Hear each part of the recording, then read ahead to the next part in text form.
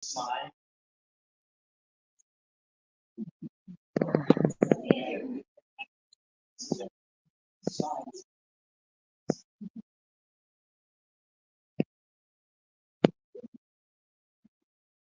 Well, while that's happening, I want to start by saying thank you, Donald.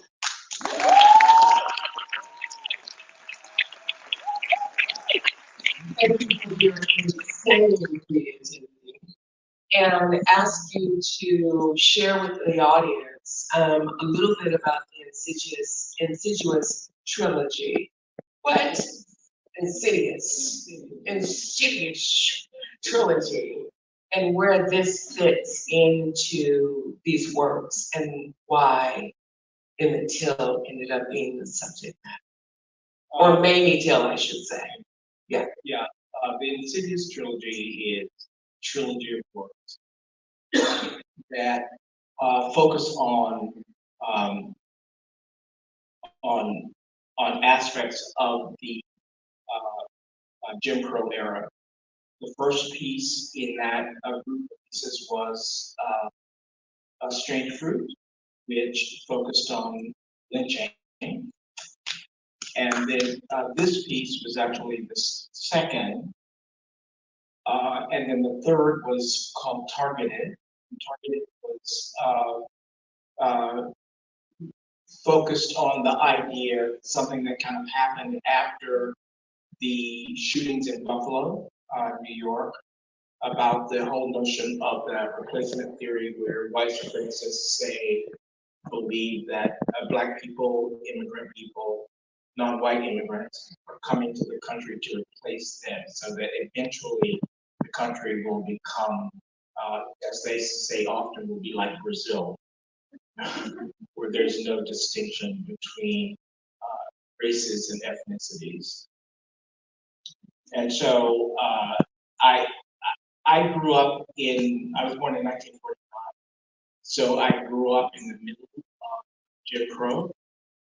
And so Jim Crow has been, was certainly a part of my growth up I grew up in the South. So it's very much a part of the world that I live in. And so I've always felt that it's had not necessarily a bad hold on me, but I've been conscious of it and how it shaped my life and generation of people, my generation of Black folks and before, and that it is still with us in some ways. I mean, that's really the whole point of it, is that Jim Crow still manages to manifest itself as we are from the beginnings of the 20th century into 21st century.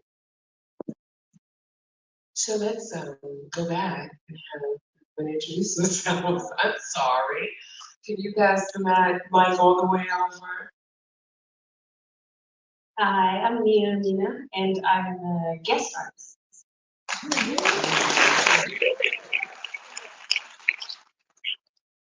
I'm an associate artist.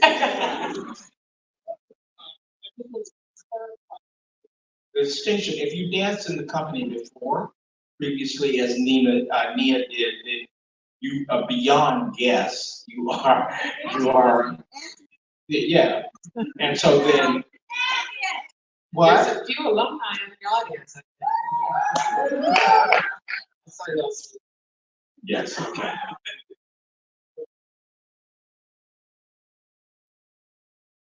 My name is Josephine Howell, and I am the associate.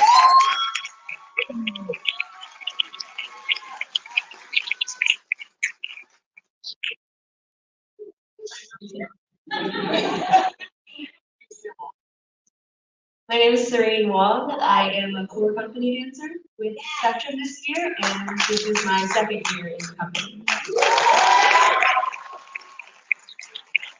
So I'm going to start with you, given that you are not of African descent, you are a member of the company, and this is a truly challenging piece. What kind of impact has this had on you and also your development as an artist?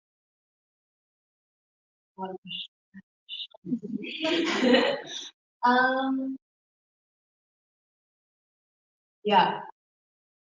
So as for the impact that working in this piece has on me as someone who doesn't experience that's the same way that people in the community do,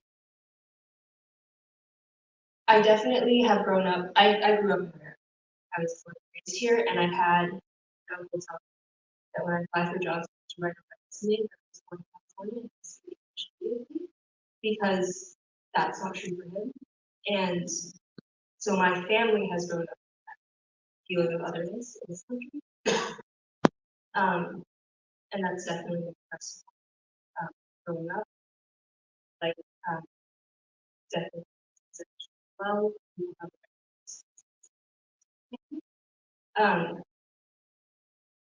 but as for, I mean, this piece is called grief. The grief is not tied. So the impact of working with this piece, I think something is that working with pieces like this helps me to experience, to understand better why these things happen. And I think the same as as a kid, I was did imagine it was scary, and so pictures like those pictures that were published were very well. So coming into this piece was kind of going back to this of being a child, just afraid of all the things that come along with that fears. Unlike a lot of childhood fears, it's not something necessarily good because of the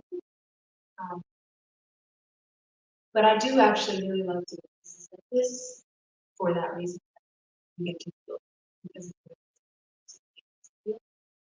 um, and just one other thing I want to add is as for development as an artist in this piece, I think something we really loved about this season, the core company, is that we're like and we got to bring in associate and guest artists that have worked with Mr. Bird on difficult pieces, some on this specific piece, and we bring all that experience into the studio. So just all that knowledge on emotional maturity and also knowledge of how to embody things like grief. Can I insert something? One of the things about, I asked you.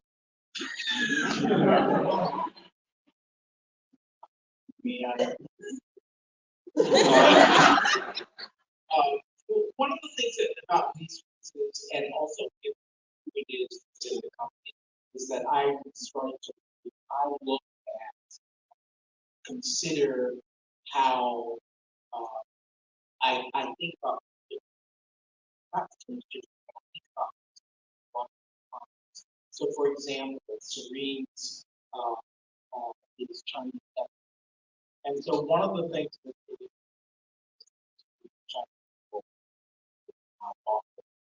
that was that they were Chinese men who brought they could not bring the wives or women, people, they had lived in really crowded conditions. And there were a whole set of laws that were passed, exclusionary laws, that that just prohibited people of Chinese ancestry, Asian in general, from doing certain things. Asian, especially the Chinese, their status started to change a little bit when World War II happened, because the Chinese then became good Asians plus the Japanese bad Asians. So there was a kind of shift. But I have a lot of identification with uh, the circumstances of